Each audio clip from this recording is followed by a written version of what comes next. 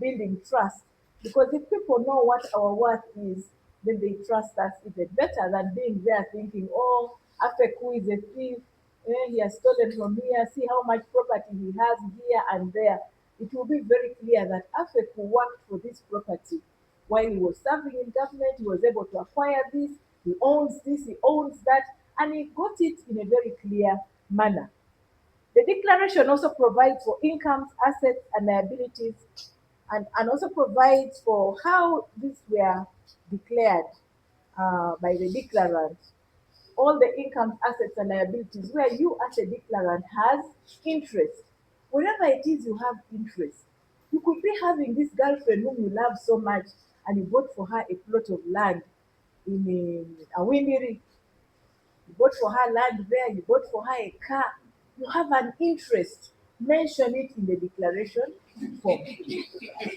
Don't say, but I tell now my wife will see this. You have an interest there as well. Mention what it is you have bought for your wife as well. The declaration form basically has 12 sections as prescribed under the Leadership Code, Declaration Form, Regulations of 2019. So you will fill the 12 sections systematically as required. Who is required to declare? The director has already given clarity previously. Last year we had leaders under Section 4 of the Act, but now public officers who are not leaders under Section 4 of the Act. Is that person holding or acting in a public office or a government office or local government or in civil capacity? And this again provided for within Section 2 of the Leadership Code Act and Article 175 of the Constitution. So anybody who earns a salary, an allowance, an emolument from the government of Uganda is required to declare. You realize it's you for and below. Don't say, you know me, I'm just here, I'm just an office attendant, I have nothing to declare. You earn a salary. Indicate it there. If you have gotten something from PDM, indicate it there, or a myoga or grow. Mention it. If you have taken a loan from the church circle, that I went to Emmanuel Cathedral, we have our circle, I got this loan, indicate it there as well. So, what do leaders and public officers declare within Section 4 and 5 of the law? It is very clear that you declare your income, and incomes include salary, allowances, dividends, cash at hand, and other sources of income. Don't say, for me, what is on mobile money? I will not declare it because this is someone just sent it to me to say thank you. Cash at hand includes even that mobile money you have with you. And then assets. You're supposed to declare all your assets, registered or unregistered land, developed or vacant land, personal residence, commercial property, farm, forest, bank accounts, vehicles, etc. You're supposed to indicate them all in that form. And then liabilities, like as I said, the loans, the creditors, the mortgages. A declarant should have interest, should have an interest which he declares. It could be owned by him, it could be jointly owned, it could be held in trust, it could be contained in a joint account for his or her own benefit. So don't say, no, this is joint property. I don't have to mention it anywhere. Mention it because you have an interest in it.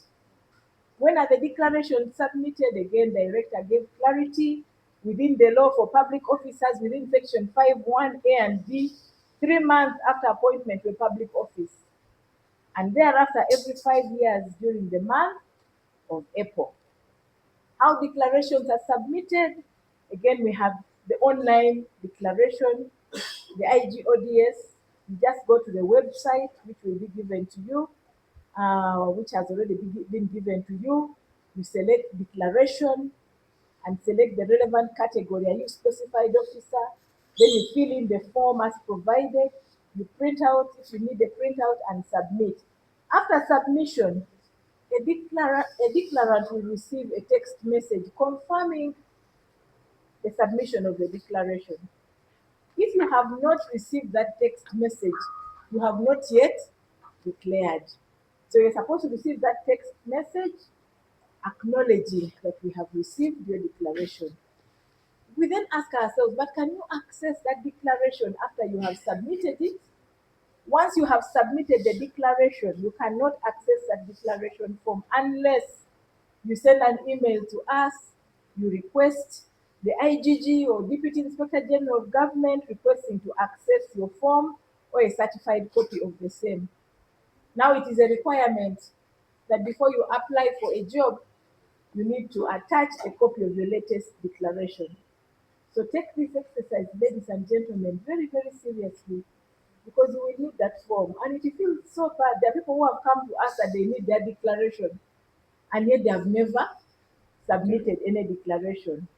A third party can access a declarant's form on payment of a prescribed fee, but the IG remains with that discretion. Many a times people write to us requesting for that declaration. We are mindful of the right to privacy of the declarant and we protect that next to our hearts. But the law says when someone is in breach, then we can open up and see. For the compliance check purposes, did he declare? Did he declare truthfully? Was it very honest? Is it commensurate to what is his well-known sources of income? And so on. It helps also support our investigations. After declarations, then what next? We then move to the step known as the verifications. Verification is provided for within the law, within Section 7 of the Leadership Code Act. The IG will notify the declarant 7 days of the decision to verify. And like I said, when the system closes on the 30th, then the system generates the red flags for us and we go into verification. Then we write to that declarant 7 days and then we then include the inspection bank accounts, we do property searches, we do physical inspections and clarifications, meaning that people now go on the ground to check that this person has declared. But what he declared, is it the truth? They go on the ground to verify that yes, he has a house here in Onduparaka, he also has a family this side, he has a farm here. People go on the ground to verify all that. It includes physical inspections. We also do the bank inspection orders because you will have declared that you have a bank account, you receive a salary, you have this business, this money goes to that account, and so on. In the inspection order, we then ask the managers of the bank to submit that information to us, and we are able to check and verify. We also do physical presence because it's necessary, and then the report will be finalized within 90 working days. In case of any breach, then this report is submitted to the leadership court tribunal. But if there is no breach, then I'll write to you and say, we have done the verification. Thank you for complying. We found this satisfactory. When you receive that letter from me or from us, keep it very, very close to your heart because when your enemies begin to tackle you, you will say, no, no, the IG cleared me. Verification was done and there's a letter of clearance here. People went on ground, saw what I declared, found that it was satisfactory, and they wrote back to me. There is a topic on gifts which normally the public officers ignore, even leaders. The law requires that we declare gifts as well. I see you people here at Christmas exchanging gifts. Oh, so and so has bought a goat. Oh, they have given him a cow. Oh, they have bought for him a sofa. They have bought for him a fridge and so on. Gifts are defined within the law. Anything of value or benefit given to a leader directly or indirectly, gratuitously or solicited at a public official function is considered to be a gift, and a leader is supposed to declare that gift. Within Section 12 of the Act, the duty to declare gifts of 10 currency points or above, this is about 200,000 shillings and above, should be declared. Gifts are declared to the IG and handed over to the accounting officer. Don't say, this is mine. I went for this function and it was given to me. If it is above 200,000, declare it. The inspectorate of government will say, well, the accounting officer can use how his discretion. And your accounting officer may say, are you going to use it for the rightful purpose for which it was given? If it is suspicious, then it should be auctioned and sold off. Gifts in form of money are supposed to be deposited back in the consolidated fund. If a leader, but I don't know how many of you people return such gifts. Yeah? Maybe in our discussion we will talk about this. Do you return them? The IG is responsible for issuing guidelines on how perishable goods, gifts like live animals, are dealt with. We have had experiences where leaders or public officers travel and then they receive gifts. We have had experiences of members of parliament. Someone goes to India and have given him this ambulance and he wants to give it to his community. But when he declares it to us, we then write to the clerk to parliament, and the clerk to parliament uses his discretion and says, go and use it for the rightful purpose, and it is cleared off to go and serve the community for which it was meant. So a leader shall not declare personal gifts or donations from relatives or friends given in occasions like weddings, like baptisms, like traditional marriages, souvenirs or ornaments below 100,000 shillings. So that is about gifts. But also remember that within the law, section 18, accepting property or gifts from any person is taken as an inducement. Now, someone gives me a gift to influence my decision on a matter, that is already an inducement. Using information obtained by virtue of your office to obtain private benefits or financial gains basically is a prohibited conduct.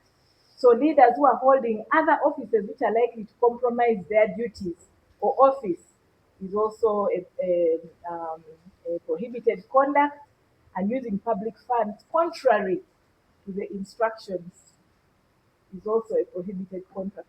You may have realized recently, 2 weeks ago, I ordered all officers who had received the money and not accounted for the money in Ginger City.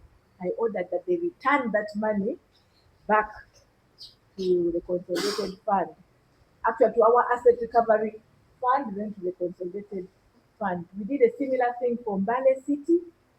And if you know that you are an officer and you're entrusted with that responsibility, hold government resources with care, use public funds according to what you're supposed to use them for. Using your position to obtain private property for yourself and relatives or friends or agents is prohibited, and using your position to further the interests of foreign governments or failure to meet your personal financial obligations to government is also an offense within the law, and practicing favoritism or nepotism for personal gain. You go to an office and you find that the person has employed only his relatives, in-law, brother-in-law, sister-in-law, daughter, son, and so on. Now, the law basically prohibits conflict of interest and it is punishable by a leader. Now, there are breaches within the law which the director again had talked about already. Non-declaration, if the time passes and you have not declared and you hear a public officer, it's a breach. False declaration by a leader or public officer is also a breach. You have to declare truthfully.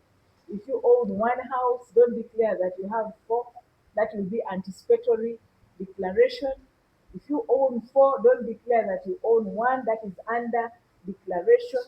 Late submission of a declaration of income, assets, and liabilities, and failure to submit a declaration is also a breach within the law. Participation in prohibited contracts or abuse of office or public property. We have seen people using official vehicles for carrying tomatoes to the market or taking grass for their goats in the farm, yet the ambulance is needed to take patients to the hospital and so on. That is abuse of public property and it is punishable. We handled a case or two of some officers who are using the Ministry of Health vehicles for carrying building materials. And they got themselves demoted in the tribunal from principal to, no, from senior officer to officer because it was a breach, an offense committed by the person responsible for transport in that ministry. Failure to declare gift or donation or failure to dispose of a gift or donation according to the law is an offense, failure to comply with summons of the tribunal, or contempt of the tribunal. So we have penalties which the director did mention, and these penalties include fines, cautions, demotion, dismissal from office, warning or forfeiture of benefits obtained, or even imprisonment. Someone can be sentenced and imprisoned for committing these offenses. Now, in case of inquiries, still our offices are open here in Arua office. We have our office. The address will be shared in lately. So, ladies and gentlemen, I pray that you treat this exercise quite seriously, given the critical significance of the leadership code in promoting integrity, accountability, and good governance.